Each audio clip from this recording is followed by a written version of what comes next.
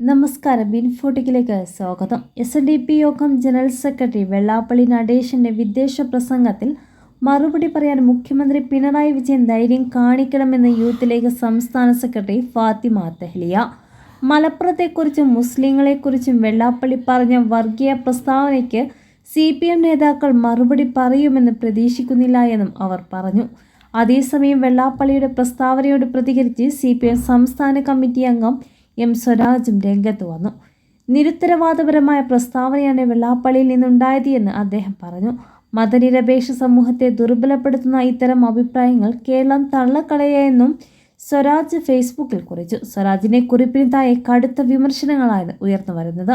M. Swaraj ഫേസ്ബുക്കിൽ പങ്കുവച്ച വാക്കുകൾ ഇങ്ങനെ: ശ്രീ വെള്ളാപ്പള്ളി നടേശന്റെ പ്രസ്താവനകൾ തീർത്തും തിരുത്തരവാദമാണ്.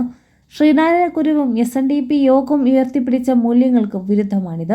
മതനിരപേക്ഷ സമൂഹത്തെ ദുർബലപ്പെടുത്തുന്ന ഇത്തരം അഭിപ്രായങ്ങൾ കേരളം തള്ളിക്കളയും. ആഭ്യന്തരമന്ത്രി ആരാണ് സാർ? വിദ്വേഷത്തിന് കേസില്ല എന്നാണ് ആലപ്പുഴയിലെ യുവ മുസ്ലിം പണ്ഡിതനായ അൻസാരി സുഹരി M. സ്വരാജിന്റെ കുറിപ്പിന് താഴെ കമന്റ് ചെയ്തിരിക്കുന്നത്.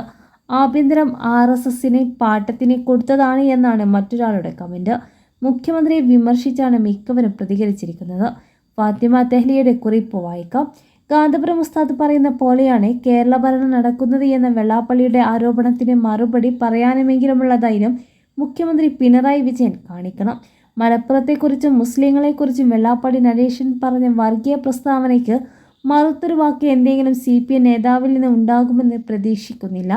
കാരണം കുറേ കാലമായി RSSന്റെ അതേ രാഷ്ട്രീയമാണല്ലോ CPM പറയുന്നത്.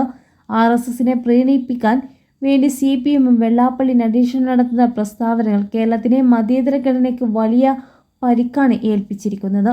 സ്വന്തം സർക്കാരിനെതിരെ ഒരു സമുദായ നേതാവ് വർഗീയ ആരോപണം ഉന്നയിക്കുമ്പോൾ കൈയടിച്ച് പ്രോത്സാഹിപ്പിക്കുന്ന മുഖ്യമന്ത്രിയെ ആദ്യമായിട്ടാണ് കേരളക്കര കാണുന്നത്.